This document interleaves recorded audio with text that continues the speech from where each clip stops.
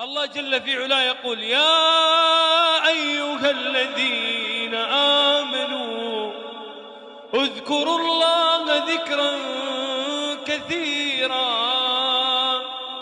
وسبحوه بكرة وأصيلا. ماذا يحصل إذا طبقت هذه الآية؟ قال الله: هو الذي يصلي عليكم وملائكته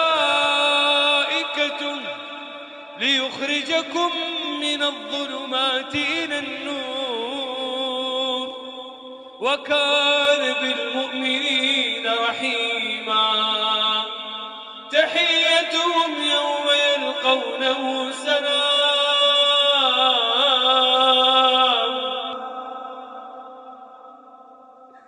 تحيتهم يوم يلقونه سلام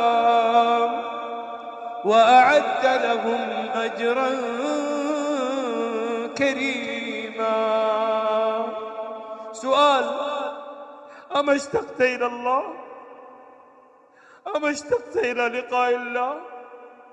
أما اشتقت إلى تلك الدار التي أخبرنا النبي صلى الله عليه وسلم في الحديث القدسي عن الله: أعددت لعبادي الصالحين ما لا عين رأت ولا أذن سمعت ولا خطر على قلب بشر.